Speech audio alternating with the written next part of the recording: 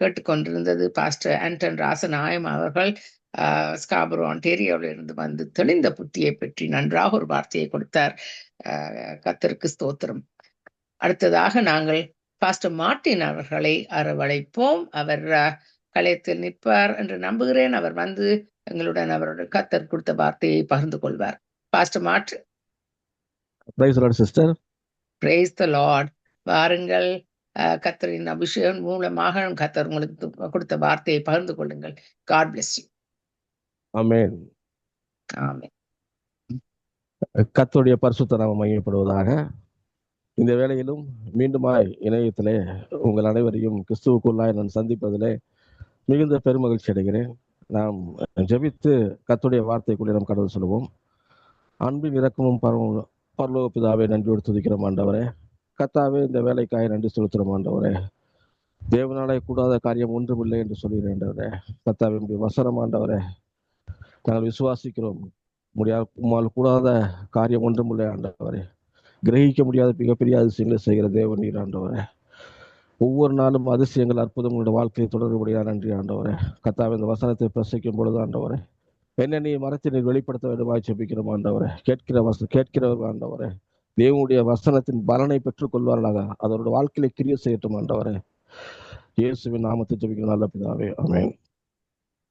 கிறிஸ்துவுக்குள் அன்பான தேவ பிள்ளைகளே, இந்த வேளையிலும் நாம் பாருங்க, தொடர்ந்து நாம் ஜெபங்களை குறித்து பல காரியங்களை பார்த்து கொண்டு வந்திருந்தோம். வேதத்திலே ஜெபத்துக்கு தேவன் அதிக காரியங்களை முக்கியத்துவம் கொடுக்கிறார் பாருங்க. ஏன்னா ஜெபத்தை கேட்கிற தேவன் அவர். ஜெபத்துக்கு அதில் பதில் தருகிற தேவன் ஆண்டவர். ஜெபத்துக்கு பதில் தருகிற தேவன் மாற்றம் கிடையாது. நம் ஜெபத்திலே எப்படி அந்த பதிலை நாம் பெற்றுக்கொள்ள வேண்டும், அதற்குரிய எப்படியான ஒரு வசனங்கள் ரொம்ப ரொம்ப முக்கியம், வார்த்தைகள் எப்படி முக்கியம், அந்த வார்த்தைகளுக்கு பின்னாடி இருக்கிற சத்தியங்கள் அது எப்பேற்பட்டதா இருக்கிறது, அது நம்ம ஜெபத்திலே மீண்டும் நம்ம கட்டுகிறதா இருக்குது, நம்ம விசுவாசத்தை தூண்டி விடுகிற சத்தியங்களா இருக்கிறது பாருங்க. அது மட்டும் கிடையாது, நாம் ஜெபிக்க ஒவ்வொரு நாளும் நாம் கற்றுக்கொள்ளும் பொழுது நம்முடைய ஜெபமானது ஆரம்ப நிலையிலிருந்து கொஞ்சம் கொஞ்சமாய் முன்னேற்றம் அடைகிறது பாருங்க. ஒருவேளை ஆரம்பத்துல நம்ம சற்று தருமாறி ஜெபம் பண்ணிருக்கலாம். ஆனா நம்ம கிறிஸ்துவுக்குள்ள அந்த ஜெபத்தை நம்ம கடைசி வரைக்கும் நம்ம கொண்டு போக முடியாது பாருங்க. நம்மளுடைய வாழ்க்கையில ஒரு ஜெபத்திலே நல்ல ஒரு இம்ப்ரூவ்மெண்ட் தெரியணும் பார்த்துக்கணும். அதே இன்னும் நம்ம சண்டே கிளாஸ் ஜெபத்தையே கடைசி வரைக்கும் நம்ம சபையிலே ஜெபித்து கொண்டிருந்தோம்னா அதற்கு இன்னும் நம்முடைய ஆவிக்குரிய வளர்ச்சியை அந்த ஜெபமானது காண்பிக்கிறது. அப்ப நம்ம ஆவிக்குரிய வளர்ச்சி அடைய அடைய நம்ம ஜெபம் முன்னேற்றம் அடையணும். ஜெபத்துக்கு பதில் இன்னும் அதிகமாக கிடைக்க வேண்டும். ஆரம்பத்துல ஜெபம் பண்ணும்போது கிடைச்சதுங்க, இப்ப வரும்போது அப்படியே ஜெபத்துக்கு பதிலே கிடைக்க மாட்டேங்குது அப்படின்னா நம்ம இன்னும் அதிகமா நாமே நிதானித்து ஆராய்ச்சி பார்க்கணும். நம்ம எதுல தப்பு செய்யறோம், எங்க நம்ம விடுறோம், ஜெபத்தின்படி நம்ம பேசுகிறோமா, ஜெபத்தின்படி வேதத்தை தியானிக்கிறோமா, எந்த வேத வசனத்தை விசுவாசிக்கிறோமோ, எந்த வாக்கு தத்தத்தை தேவன் நமக்கு கொடுத்தாரோ அதுல நம்ம உறுதியா இருக்கிறோமா, அதற்காக ஜெபிக்கிறோமா, அல்லது விசுவாசத்தை இன்னும் பிடிச்சிருக்கிறோமா, விட்டுட்டோமா, இது எல்லாவற்றையும் நம்ம சீர்தூக்கி நம்முடைய வாழ்க்கையில சீர்தூக்கி பார்க்க வேண்டியதா இருக்கு. ஏன்னா இதெல்லாம் மட்டும்தான் ஜெபத்துக்கு பதில் கூறுதா இருக்கு. இதுதான் பதில் பெறுகிற ஜெபத்துக்கு ஒரு காரணியா இருக்குது பாருங்க. வெறுமனே நம்ம ஜெபித்து வச்சுட்டு போவோம், ஒரு கடமைக்காக ஜெபம் பண்ணிட்டு போவோம், வந்துட்டோம் சபைக்கு வந்துட்டோம் ஜெபம் பண்ணிட்டு போவோம். இல்ல நமக்காக யாராவது ஒரு ஆள் ஜெபிக்கட்டும், ஒரு போதகர் ஜெபிக்கட்டும், ஒரு மூப்பர் ஜெபிக்கட்டும், யாராவது சகோதரி ஜெபிக்கட்டும், அது ஜெபிக்கிறதுனால நம்ம ஜெபத்தை தூக்கி நம்முடைய பொறுப்புகளை அடுத்த மேல போடக்கூடாது பாருங்க. நாம் அந்த ரங்கத்தில் கதவை மூடி தேவ சமூகத்துல உட்கார்ந்து காத்திருந்து ஆண்டவர்கிட்ட நின்று ஜெபிக்கும் பொழுது ஜெபம் பரலோகத்தை அசைக்கிற ஜெபமா இருக்கும் பாத்துக்கணும். பரலோகம் அதுக்கு செவி கொடுக்கணும் ஜெபம். அப்பேற்பட்ட ஜெபங்களை குறித்து நாம் பார்த்து கொண்டு வந்திருக்கிறோம் பாருங்க. இன்றைக்கு பாத்தீங்கன்னா நாம் பார்க்க வேண்டிய ஜெபம் என்னன்னா யாக்கோபு இல்லையா பாருங்க. யாக்கோபு ஜெபம். யாக்கோபுல இவர் டைரக்டா ஜெபம் பண்ணல, ஜெபம் பண்ண ஒரு அட்வைஸ் பண்றாரு பாருங்க. அதுல சில முக்கியமான காரியங்களை நம்ம இடத்துல சொல்றாரு. யாக்கோபு 1வது அதிகாரத்துல 5 to 8 வரைக்கும். உங்களில் ஒருவர் ஞானத்தில் குறைவாக இருந்தால் யாவருக்கும் சம்பூர்ணமாய் கொடுக்கிறவரும் ஒருவரும் கடிந்து கொள்ளாருமாகிய தேவனிடத்தில் கேட்க கடவன், அப்பொழுது அவனுக்கு கொடுக்கப்படும். ஆனாலும் அவன் எவ்வளவாகிலும் சந்தேகப்படாமல் விசுவாசத்துடன் கேட்கப்படும். சந்தேகப்படுகிறவன் காற்றினால் அடைபட்டு அலைகிற கடலின் அலைக்கு ஒப்பா இருக்கிறான். அப்படிப்பட்ட மனுஷன் தான் கத்தலத்திலிருந்து எதையாயிலும் பெறலாம் என்று நிலையாதிருப்பாராக. இருமனம் உள்ளவன் தன் வாழ்வில் எல்லாம் நிலையற்றவனா இருக்கிறான். இடத்துல ஒரு மிகப்பெரிய ஒரு சத்தியத்தை யாக்கோபு எழுதுறாரு பாருங்க. யாக்கோபு எழுதும் பொழுது அந்த யாக்கோபு புஸ்தகம் பாருங்க, நீங்க முதல்ல அதுக்கு முன்னாடி எபிரேயர் புஸ்தகத்துல வருது. எபிரேயர்ல வந்து பார்த்தா மேக்ஸிமம் விசுவாசம் விசுவாசம் விசுவாசம் கொடுத்து அதிகமாக போட்டிருக்கும். ஆனா இந்த யாக்கோபு புஸ்தகம் பாருங்க, கிரியினால் இப்படி விசுவாசமா இருக்கிறது அப்படின்னு சொல்லிட்டு அதிகமா போட்டிருக்கு பாருங்க. இந்த ரெண்டு புஸ்தகங்களை எடுத்து பார்த்தோம்னா ஒரு விசுவாசத்துடைய ஒரு விசுவாசத்தை வந்து எபிரேயர் புஸ்தகம் ஆரம்பிக்கும். இந்த யாக்கோபு புஸ்தகம் விசுவாசம் ஒரு கம்ப்ளீட் பண்ற ஒரு புஸ்தகமா இருக்கும் பாருங்க. விசுவாசம் வந்து எபிரேயர் புஸ்தகம் விசுவாசம் நீதிமான் படைப்பான் என்று போட்டிருக்கிறது. இந்த இடத்துல கிரியினாலும் நீதிமான் படைப்பான் என்று போட்டிருக்கிறது. ரெண்டும் சேர்ந்த ஒரு விசுவாசமானது பூர்ணப்படுகிறது. அதனாலதான் வந்து பாத்துட்டீங்க, யாக்கோபின் புஸ்தகம் வந்து ரொம்ப முக்கியமான ஒரு புஸ்தகம் இருக்கு வேதத்துல வந்து. வேதத்தை வந்து அதனாலதான் வந்து என்ன சகல வேத வாக்கியம் தேவ ஆவியினால் அருளப்பட்டது. அதனாலதான் வேதத்துல வந்து இந்த யாக்கோபு எழுதுன அந்த புஸ்தகம் வந்து இந்த நிருபம் மட்டும் இங்க இருக்கப்படுது. யாக்கோபு வேற யாரும் கிடையாது, இயேசு கிறிஸ்துவோட கூட பிறந்த சகோதரன் தான். அவர் எழுதுறதுக்கு அப்ப இயேசு கிறிஸ்து கூட பிறந்த சகோதரன், அவரோட கூட இருந்தாரு, அப்போஸ்தலனா வேற இருக்கிறாரு. அப்படின்ற வார்த்தைகள் எவ்வளவு ஒரு முக்கியமானது ஒரு காரியமா இருக்குது பாருங்க.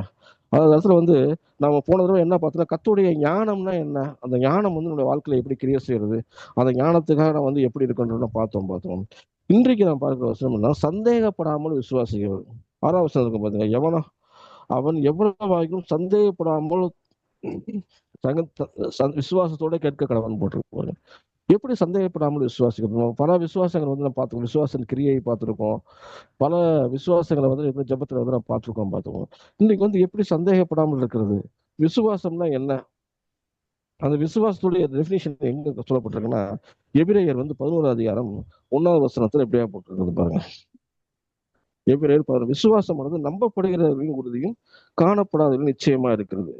இதுல ரொம்ப முக்கியமான ஒரு காரியம்னா, எந்த ஒரு காரியத்தை வந்து நம்ம விசுவாசிக்கிறோம், எந்த ஒரு நம்பப்படுகிற உறுதினா எந்த காரியம் நம்ம வாழ்க்கையில் நடக்கும்னு நினைக்கிறோம், எந்த காரியத்துக்காக நாம வந்து ஜெபம் பண்ணிக்கிறோம், அந்த காரியம் எல்லாம் அதுதான் வந்து நம்ம நம்புறோம் பாருங்க. அந்த ஜெபம் பண்ணி ஜெபம் நடக்கும் அப்படின்னு நம்பும் பொழுது அது மேல ஒரு விசுவாசம் வரணும். அதுதான் வந்து சொல்றாரு, விசுவாசமானது நம்பப்படுகிற உறுதி, அது வந்து காணப்படாத நிச்சயமா இருக்குது. இன்னைக்கு நமக்கு இருக்கிற சூழ்நிலை நமக்கு எதிராக இருக்கலாம், நம்ம விரும்பத்தகாதா இருக்கலாம். ஆனா நாம ஜெபிக்கிற ஒரு காரியம் வந்து நம்ம வாழ்க்கையில் நடக்கல, ஆனா நம்ம விசுவாசிக்கிறோம். அது காணப்படாத ஒரு காரியம் தான். காணப்படாத காரியத்தை நாம் விசுவாசிக்கும் போது அது நம்முடைய வாழ்க்கையில வந்து நடக்கும் பார்க்கணும். அதுதான் வந்து விசுவாசம் வந்து ரொம்ப ரொம்ப முக்கியமாகும். இன்னைக்கு வந்து வேதத்துல வந்து சந்தேகப்படாமல் விசுவாசத்துல வந்து 2 நபர்கள் வந்து பார்க்க போறோம். ஒருத்தர் வந்து எப்படி சந்தேகப்படாமல் விசுவாசித்தாரு, ஒருத்தர் வந்து எப்படி வந்து விசுவாசத்தை குறித்து சந்தேகப்பட்டாரு, அதனால அவரோட வாழ்க்கையில் ஏற்பட்ட மாற்றங்கள் என்ன அப்படிங்கறத வந்து சுருக்கமா நான் வந்து பார்ப்போம். நம்ம வந்து நம்ம லூக்காவுக்கு வந்து போய்க்கும் பார்த்தோம். லூக்கா வந்து 1வது அதிகாரத்துக்கு போவோம். லூக்கா 1வது அதிகாரத்துல இப்படியாக சொல்லப்பட்டிருக்கிறது.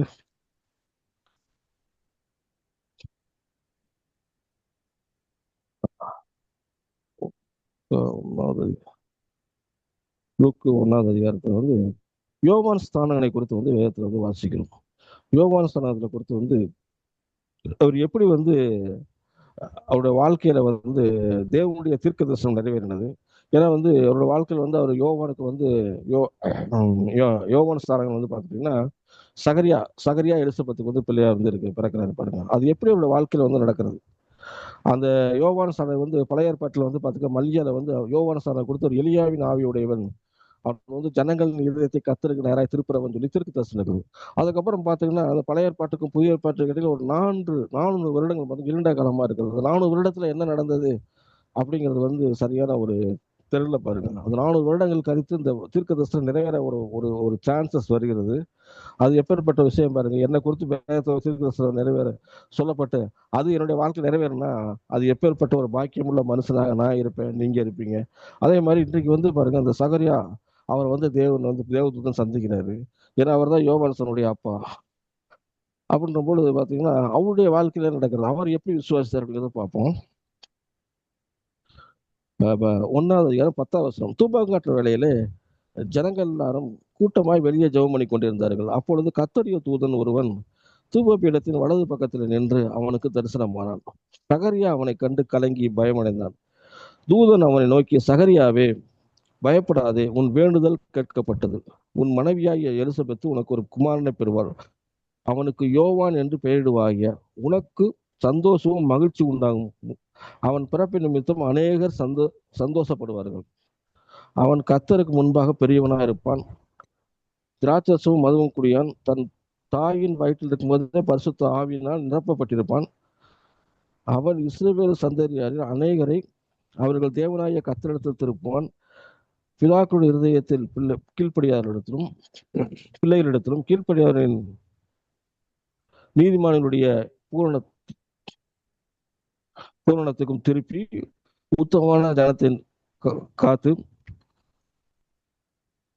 ஆயத்தப்படுத்தும்படி அவனுடைய எலியாவினாவையும் பலமும் உடையவனாய் அவருக்கு முன்பாக நடப்பான் என்றான். அப்பொழுது சகரியா தேவதூதன் நோக்கி, இதை நான் எதினால் அறிவேன்? நான் கிழவனாய் இருக்கிறேனே, என் மனைவி வயது சென்றவராய் இருக்கிறாரே என்றான். தேவதூதன் அவனுக்கு பிரதியுத்தரமாக, நான் தேவ சன்னிதானத்தில் இருக்கிற காபிரியல் என்பவன். உன்னிடத்தில் பேசவும் உனக்கு இந்த நற்செய்தியை அறிக்கவும் அனுப்பப்பட்டு வந்தேன். இதோ தகுந்த காலத்தில் நிறைவேறப் போகிற என் வார்த்தைகளை நீ விசுவாசியாதபடியினால் இவைகள் சம்பவிக்கும் நாள் மட்டும் நீ பேசக்கூட உண்மையா இருப்பான் என்றான். ஜனங்கள் சகரியாவுக்கு காத்திருந்து அவன் தேவாலயத்தில் தாமதிக்கதை குறித்து ஆச்சரியப்பட்டார்கள். இந்த இடத்துல பாருங்க, ஒரு தேவதூதன் சகரியாட்ட பேசுறாரு பாருங்க. இவர் அந்த மகா பரிசுத்த ஆலயத்துல உள்ள இருக்கிறாரு. அந்த இடத்துல இருக்கும்போது அவர் பேசுற முக்கியமான வசனம்னா 13-15 வசனம் போட்டிருக்க. தேவதூதன் அவனை நோக்கி, சகரியாவே பயப்படாதே, உன் வேண்டுதல் கேட்கப்பட்டது. உன் மனைவியாகிய எலிசபேத் உனக்கு ஆண் பிள்ளையை பெறுவார். அவருக்கு யோவான் சரணன் என்று பெயரிடுவாங்க. இதைத்தான் ஒரு மெசேஜ் அவர் பரலோகத்திலிருந்து கன்வே பண்ண வர்றாரு. அதுல சொல்றாரு, எப்படியாவது உன்னுடைய வேண்டுதல் கேட்கப்பட்டதுன்றாரு. அப்ப சகரியா ஜெபம் பண்ணிக்கிட்டு இருக்கான். எதற்காக ஜெபம் பண்றான் அப்படின்னா, 2 பேருமே வயசானவங்களாகி போச்சு. அவர் பிள்ளைக்காக ரொம்ப நாளா என்ன பண்றாரு, அவர் ஜெபம் பண்ணி கொண்டே இருக்கிறாரு. அதான். ஆனா அதற்குரிய பதிலும் வந்துருச்சு. தேவதூதர் சொல்றாரு, உனக்கு வேண்டுதல் கேட்கப்பட்டுருச்சு, உனக்கு ஒரு பிள்ளை பிறக்க போகுது, அவனுக்கு யோவான் பேரிடு. அவர் எப்படி மல்கியால தீர்க்க தரிசனம் சொல்லப்பட்டிருக்கபடியே அவன் எலியாவின் ஆவிய உடையவனா இருக்கிறான். இது எவ்வளவு பெரிய ஒரு சந்தோஷமான நற்செய்தி. டைரக்டா சகரியா வாழ்க்கையில உண்டாகிறது.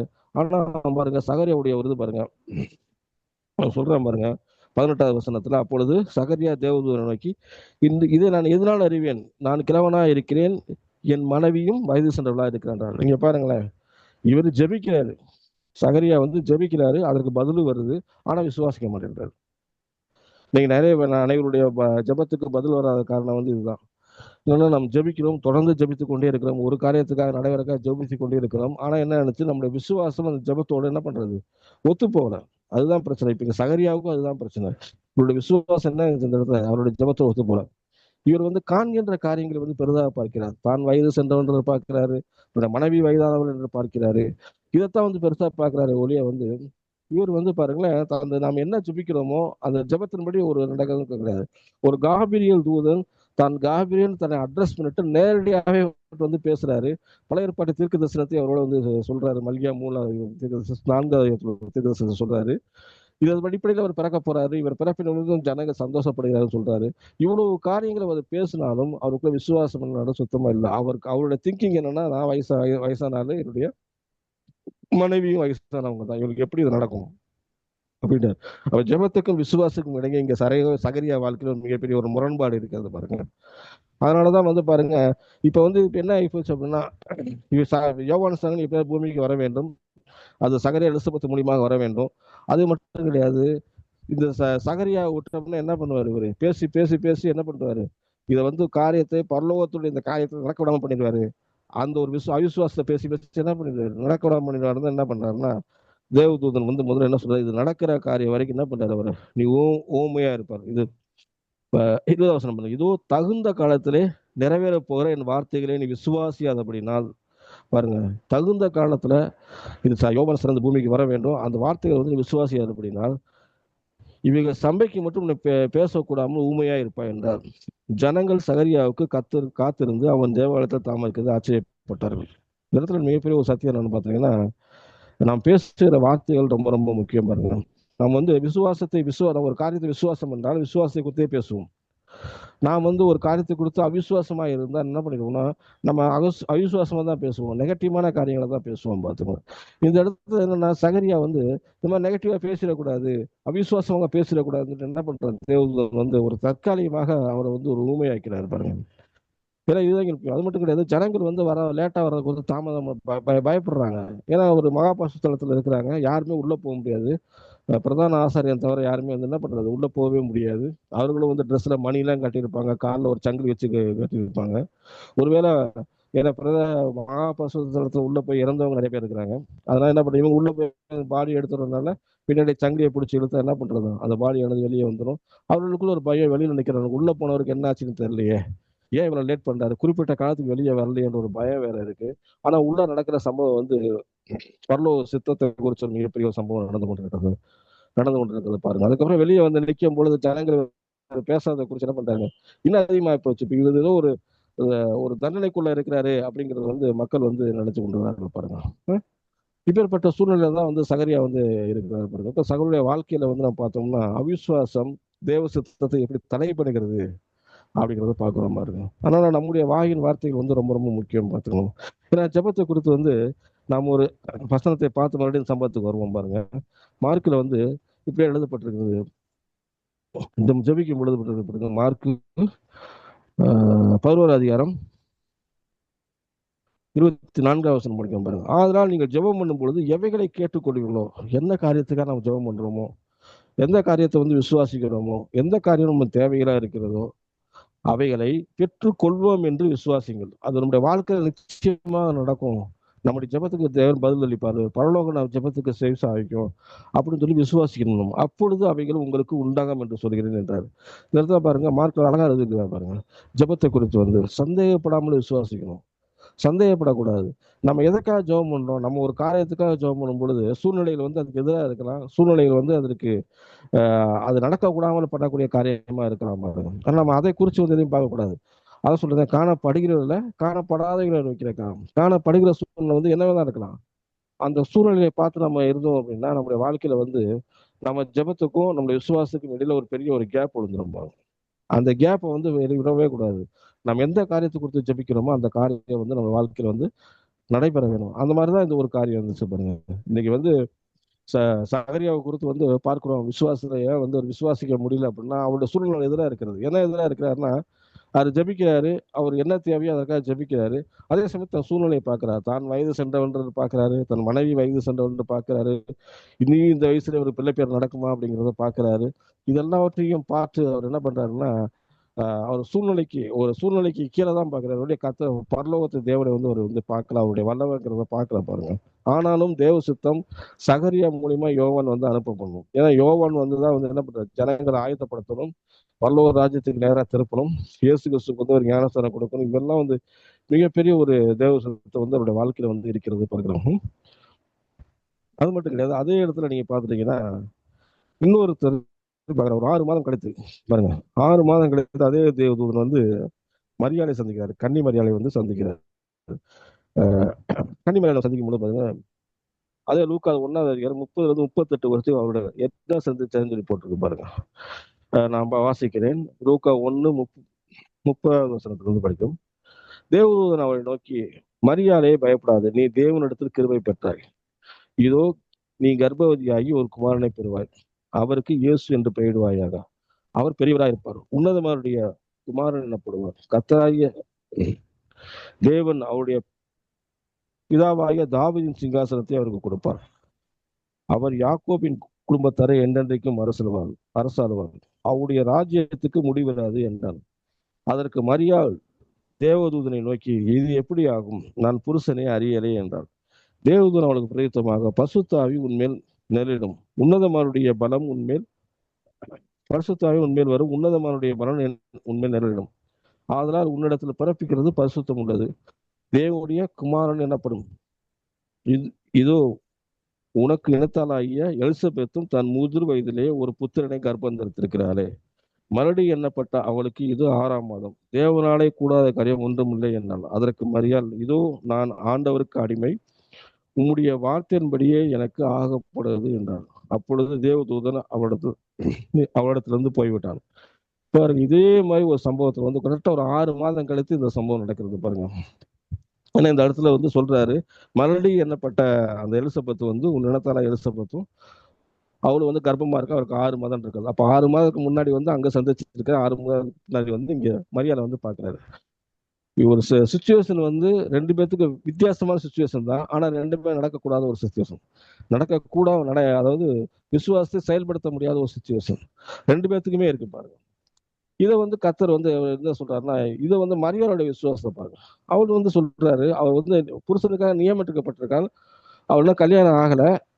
ஆனா வந்து அது வந்து உன்னுடைய நீங்க வந்து உனக்கு ஒரு பிள்ளை பெறுவார், பசுத்த ஆவி மூலியமா வந்து உனக்கு பிள்ளை பிறக்கும் அப்படின்னு சொல்லும் பொழுது, நீங்க வந்து கர்ப்பமாவா அப்படின்னு சொல்லும் பொழுது, அவளுக்குள்ள வந்து ஒரு சந்தேகம் வந்து என்ன சந்தேகம், சின்ன சந்தேகம், அது எப்படி நடக்கும், ஹவு இஸ் இட் ஹேப்பன்.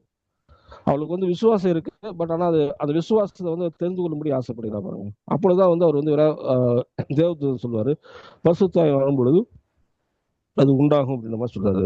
சொல்லும்போது வார்த்தை சொல்றாரு, தேவனாலே கூடாத காரியம் ஒன்றுமே கிடையாது, நீங்க தேவனை விசுவாசிக்கும் பொழுது அதற்கு அவர் சொல்றாரு, அதற்கு மரியாதை இதுவும் நான் ஆண்டவருக்கு அடிமை. 38 வசனம் பாருங்க. உம்முடைய வார்த்தையின்படியே எனக்கு ஆக கிடவது என்றால், அப்பொழுது தேவதூதன் அவரை விட்டு போய் விட்டான்னு பாருங்க. அவர் என்ன சொல்றாருன்னா, ஒரே வார்த்தை, நான் விசுவாசிக்கிறேன், உடைய வார்த்தையின்படி எனக்கு ஆக கிடவது, நான் தேவனுக்கு அடிமை. அவர் என்ன சொன்னாரோ அது நான் முழுவதுமாக ஒப்பு கொடுக்கிறேன் அப்படின்றாரு. சகரியாட விசுவாசம், அவர் என்ன சொன்னார், இது எப்படி ஆகும், அவர் வந்து தன்னுடைய சூழ்நிலையை சொல்றாரு. இவர் வந்து என்ன பண்ணா, சூழ்நிலை வந்து எப்படி நடக்கும்ன்றது அவர் வந்து தெரியணும்னு ஆசைப்படுறான். அவ்வளவுதான். இவரும் சந்தேகப்படல பாருங்க. அவர் சந்தேகப்பட்டாரு, இவர் சந்தேகப்படல. சந்தேகப்படாமல் இவளுக்கு ஒரு கியூரியாசிட்டி, அது எப்படி நடக்கும்ன்ற ஒரு அந்த ஒரு ஆச்சரியம் தான். அவர் வந்து விசுவாசிக்கல, இவர் வந்து விசுவாசித்தார் பாருங்க. அதுதான் ரொம்ப முக்கியம் பாருங்க. நம்ம வந்து இங்க without doubt, faith without doubt வந்து நம்ம பார்த்து கொண்டிருக்கோம் பாருங்க. சந்தேகப்படாமல் விசுவாசிப்பதுன்ற போது ஒரே தான், ஒரே அதிகாரத்திலே வந்து 2 சம்பவங்கள் எப்படி தொடர்ந்து வருகிறது பாருங்க. நம்முடைய வாழ்க்கையில ஒரு மிகப்பெரிய அற்புதம் என்ன நடக்கணும் அப்படின்றோம்னா, நம்முடைய விசுவாசமும் நம்முடைய பேச்சும் நம்முடைய ஜெபமும் வந்து ஒரே மாதிரி இருக்கும். ஒரே மாதிரி காரியங்கள் நம்ம இருக்கும்போதுதான் அது நம்முடைய வாழ்க்கையில வந்து பலன் தருகிற ஒரு காரியமா இருக்கிறது பாருங்க. அப்புறம் ஜெபங்கிறது வந்து ரொம்ப ரொம்ப ஒரு முக்கியமான ஒரு காரியம் பாருங்க. இந்த இடத்துல வந்து பாத்தீங்கன்னா, அவர் பிள்ளை எப்ப பிறக்கும் பாத்தீங்கன்னா, 50வது பாத்தீங்கன்னா, 8ஆம் நாள்ல பிள்ளைக்கு விருத்தசனம் பண்ணும்படிக்கு அவரிடத்துல வந்து அவர் தகப்பனுடைய நாமத்தின்படி அதுக்கு சகரியா என்று பெயரிட்டார்கள். 57வது பாத்தீங்கன்னா, எலிசபெத்துக்கு பிரசவ காலம் நிறைவேறும் போது அவர் புத்திரனை பெற்றார். கர்த்தர் அவனிடத்தில் தம்முடைய இரக்கத்தை விளங்க பண்ணார் என்று அவருடைய அயலகத்தாரும் பந்து ஜனங்களுக்கு கேள்விப்பட்டு அவருடைய கூட சந்தோஷப்பட்டார்கள். இது ஒரு தீர்க்க தரிசனம் நிறைவேறுது இந்த இடத்துல. இவர் பிறக்கும் பொழுது ஜனங்கள் சந்தேகப்படுவான்னு சொல்லி போட்டிருக்கு. அது பாருங்க 58வது வசனத்திலே நிறைவேறுது பாருங்க. அவர்கள் கொண்டு போறவங்க பிள்ளைக்கு வந்து அந்த ஒரு மார்க்க சடங்கை வந்து செய்யும் பொழுது அவளுக்கு வந்து என்ன பண்றாங்கன்னா, மரியாள் வந்து யோவான் பெயரிடுவார் என்று சொல்றாரு பாருங்க. முன்ன இவங்கெல்லாம் இல்லை, அதெல்லாம் கிடையாது, நம்ம குடும்பத்திலேயே அப்படி ஒரு பேர் கிடையாது, நம்ம வந்து என்ன பண்ணிடுவோம்னா இது அவருக்கு வந்து சகரியானே பேர் வைப்போம் அப்படின்ற மாதிரி சொல்றாங்க. அதற்கு அவருக்கு என்ன சொல்றாங்கன்னா, 52 53 வசனம் பாருங்க. அப்ப 62வது வசனம், அவன் தகப்பனை நோக்கி, இதற்கு என்ன பெயரிட மனதா இருக்கிறேன் என்று செய்கையினாலே கேட்டார்கள். அதற்கு எழுத்து பலகையை கேட்டு வாங்கி இவன் பேர் யோவான் என்று எழுதினான். அப்பொழுது எல்லாரும் ஆச்சரியப்பட்டார்கள். உடனே அவனுடைய வாய் திறக்கப்பட்டது, அவனுடைய நாவுகளும் கட்டுகளும் அழுக்கப்பட்டு தேவனை ஸ்தோத்தரித்து பேசுறான். அங்க தேவதூதன் முதலாவது வந்து அவனுக்கு யோவான் என்று பெயரிடுவார்கள் என்று சொல்றார்கள். அதை மனதில் வைத்துக் கொண்டான் பாருங்க. அவனோட வாழ்க்கையில வந்து நீங்க பாத்துட்டீங்கன்னா, அவன் விசுவாசிக்கிறான். விசுவாசம் இருக்கிறனால வந்து ஒரு டெம்பரவரியா என்ன பண்றாரு, ஊமையா இருக்க சொல்லி வந்து இருக்கிறான் பாருங்க. இங்க வந்து கரெக்டா வந்து பாருங்க, அவனை பேச சொல்லி இருந்தா அந்த காரியத்தை வந்து இன்னும் அதிகமா கெடுத்திருப்பான். ஏன்னா ஏற்கனவே வந்து தன்னுடைய சூழ்நிலை, வயசான சூழ்நிலை, தன்னுடைய மனைவி சூழ்நிலை வந்து வயசானவர் நல்லா தெரியும் பார்த்துக்கோங்க. இவர் வந்து பாருங்க கொஞ்சம் கொஞ்சம் நினைச்சு ஆபிரகாமை நினைச்சு பார்த்திருந்தான்னு வச்சுக்கோங்களேன், இது கொஞ்சம் ஓரளவாவது விசுவாசம் இருக்கு. ஏன்னா ஆபிரகாம் தன்னுடைய வயதான காலத்துல தான் வந்து பிள்ளை பெற்றான் பார்த்துக்கோங்க. அதை இவன் பார்க்கவில்லை, தன்னோட சூழ்நிலையை மட்டும் தான் பார்க்கிறாரு. முன்னாடி வந்து ஏன்னா இவ இருக்கிற காலத்துல வந்து வேத வசனங்கள் ஓரளவு எல்லாத்துக்குமே தெரியும். அது முக்கியமா யூதர்களை பொறுத்த வரைக்கும் ஆபிரகாம் வந்து விடவே மாட்டாங்க. அப்பேற்பட்ட ஆபிரகாம் நடந்த அற்புதத்தை திங்க் பண்ணவே இல்லை பாருங்க. தான் நினைக்கிறதெல்லாம் தன் சூழ்நிலையை பார்க்கறதவே ஒரு பெருசாக நடத்தி கொண்டிருக்கிறான் பாருங்க. அதே சமயத்துல நீங்க மரியாதை நீங்க எடுத்துட்டீங்கன்னா அவளுக்குள்ள ஒரு கியூரியாசிட்டி, இது எப்படி ஆகும், நான் வந்து I am interesting know about that அப்படின்றேன். நான் வந்து எனக்கு வந்து என் வாழ்க்கையில நடக்க போற ஒரு அதிசயத்தை வந்து பார்க்கும்படி எனக்கு வந்து அதை தெரிந்து கொள்ள வேண்டும் ஆசைப்படுகிறேன்னு சொல்றாரு பாருங்க. இப்போ தெரிந்து கொள்ள ஆசைப்படும் போது அழகா வந்து பாருங்க, நம்ம தேவதூதன் வந்து விளக்கும் பொழுது அவளுக்குள்ள விசுவாசம் வருகிறது பாருங்க. தன்னோட வாழ்க்கையில தன்னை ஒரு கிருபை பெற்றவர், தான் ஒரு சூசன் ஒன் அப்படிங்கிறத தெரிந்து கொள்கிறார். தேவதூதன் பரலோகத்தை தேவனுடைய குமாரனே வந்து இவர் வந்து பூமிக்கு கொண்டு வருகிற ஒரு பாத்திரமா இருக்கிறார் பாருங்க. தன்னை முழுவதுமாக அந்த ஒரு தேவ சுத்தத்துக்கு வந்து ஒப்பு கொடுக்குறாரு. மற்றவங்க என்ன நினைக்கிறாங்க, திருமணம் ஆகிறதுக்கு முன்னாடியே வந்து என்ன பண்றது, கர்ப்பமாகறா. மற்றவங்களை குறித்து எந்த ஒரு கவலையும் பண்ணல. அவருடைய ஒரே நோக்கம் தேவ சுத்தம். கர்த்தர் என்ன சூஸ் பண்ணியிருக்காரு. ஸ்திரீகளுக்குள்ள நான் வந்து ஒரு பாக்கியவதியா இருக்கிறேன். நான் பாக்கியம் இல்லாதவங்க இருந்தேன். என்னோட வாழ்க்கையில பாக்கியம் உண்டாகிறது. கிருபை இல்லாதவங்க வந்து என் மேல கிருபை விழுந்திருக்கு. இந்த தேவ சித்தத்துக்கு முழுவதுமா தன்னை ஒப்பு கொடுக்குறேன். கர்த்தர் என்ன சொன்னாரோ, இந்த தேவதூதன் மூலமா கர்த்தர் என்ன சொன்னாரோ அதை முழுவதுமா என்னுடைய வாழ்க்கையிலே நடக்க நான் ஒப்பு கொடுக்கிறேன் என்று விசுவாசத்தால பாருங்க. அந்த விசுவாசம் தான் வந்து என்ன பண்ணுதுன்னா வந்து மரியாளுக்கு வந்து பாருங்க, இன்னைக்கு வரைக்கும் மரியாதை வந்து பெருசா வந்து எல்லாரும் தாங்கி பிடிக்கிறாங்கன்னா அதற்கு காரணம் வந்து அவர் ஒப்பு கொடுத்தாரு. அதுதான் ரொம்ப ரொம்ப முக்கியம் பார்க்கணும். அதனால சகரியாவை பொறுத்தோம்னா அவர் என்ன விசுவாசிச்சாரோ அதை வந்து அவர் வந்து அப்படியே விசுவாசத்துக்கு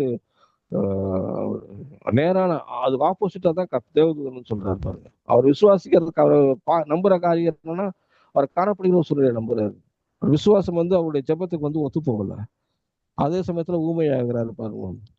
ஊமையாகிறதுக்கு அதுக்கப்புறம் தான் அவருடைய தன்னுடைய வாழ்க்கையில வந்து அவரால் பேசவே முடியல. கர்ப்பமாகறாரு. எலிசபெத் கர்ப்பமாகறாங்க. அதுக்கப்புறம் குழந்தை பிறக்குது. அதுக்கப்புறம் தான் அவரோட வாய் வந்து திறக்கப்படுகிறது பாருங்க. ஏன்னா பேசியிருந்தாருன்னா அவர் விசுவாசம் தான் பேசியிருப்பாரு. அதனாலதான் என்ன பண்ணாரு, ஒரு தேவதூதன் வந்து வாயை வந்து கட்டிட்டாரு பாருங்க. ம். அதே சமயத்துல நீங்க இதை எடுத்துட்டீங்கன்னா பாத்துட்டீங்கன்னா மரியாதை எடுத்துக்கிட்டீங்கன்னா மரியாதை வந்து பாருங்க அவள் விசுவாசித்தாள். அவள் விசுவாசித்தவர்களே பாக்கியவதி. அவள் வந்து விசுவாசத்துல பாக்கியவதியா இருந்தாலும் பாருங்க. அதனால நம்ம வாழ்க்கையில விசுவாசம் ரொம்ப ரொம்ப முக்கியம் பார்க்கணும்.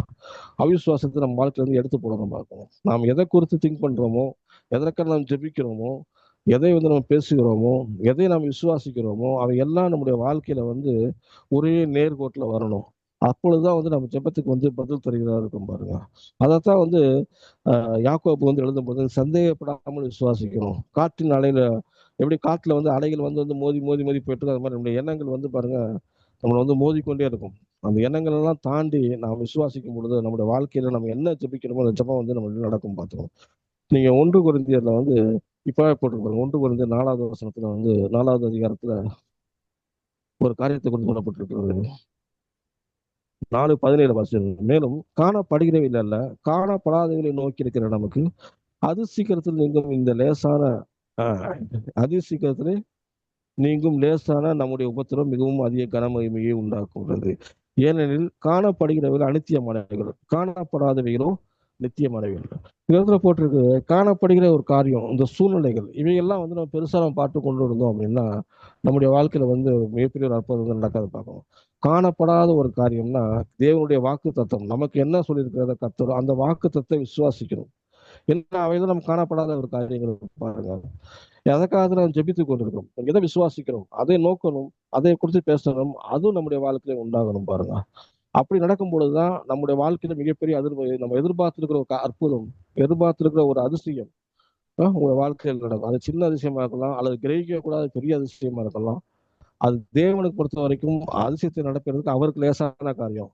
அதை நாம் விசுவாசிக்க விடுறதுதான் பிரச்சனை. இப்ப நம்ம பிரச்சனை வந்து நம்ம விசுவாசம் தான். விசுவாசம் சந்தேகம் இருக்கக்கூடாது. சந்தேகப்படாம நம்ம விசுவாசித்தோம்னா நாம் நிச்சயமாக ஆசீர்வாதத்தின் பாத்திரமா இருப்போம். ஒரு அற்புதம் அடையாளம் நம்முடைய வாழ்க்கையில வந்து கொண்டே இருக்கும் பார்த்துக்கணும். நாம எதை குறித்து ஜெபம் பண்றோமோ ஜெபத்துக்கு பதில் நிச்சயமாக கிடைக்கும். ஜெபம் பண்ணுவோமா? அன்பின் பரலோக பிதாவே, இரக்கமுள்ள தேவனே, கர்த்தாவே, இந்த வேலையில நாங்கள் மரியாதை போல விசுவாசிக்கிறோம் ஆண்டவரே. கன்னி மரியாதை போல விசுவாசிக்கிறோம் ஆண்டவரே. தேவனாலே கூடாத காரியம் ஒன்றுமில்லை என்று எழுதியபடி ஆண்டவரே, உம்மாலே எல்லாம் கூடும் ஆண்டவரே. நாங்கள் விசுவாசிக்கிறோம். நீங்கள் எங்களுக்கு என்ன சொல்லுகிறீரோ, நாங்கள் எந்த காரியத்துக்காக ஜெபம் பண்ணுகிறோமோ அது எங்களுக்கு சந்தேகப்படாமல் நடக்கும் என்று விசுவாசிக்கிறோம் ஆண்டவரே. நான் உங்களுடைய பிள்ளைகளா இருக்கிறோம் ஆண்டவரே. பிள்ளைகள் என்றால் சுதந்திரமாவே என்று சொல்லி ஆண்டவரே. உங்களுடைய கிறிஸ்துக்குள்ள இருக்கிற கிறிஸ்துவோடு கூட உடனே சுதந்திரா இருக்கிறோம் ஆண்டவரே. எங்களுடைய ஜெபங்களுக்கு நீர் பதில் தருகிறபடினால் அதற்கு நன்றி செலுத்துகிறோம் ஆண்டவரே. காணப்படாததை நோக்கி இருக்கிற எங்களுக்கு ஆண்டவரே, நாங்கள் வாழ்க்கையில காணப்படுகிற இது எல்லாம் லேசான உபத்திரங்கள் ஆண்டவரே.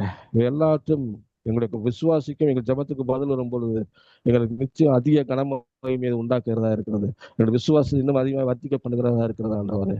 அதற்காக நம்ம நம்புகிறோம், விசுவாசிக்கிறோம், கரத்துல கொடுக்கிறோம்.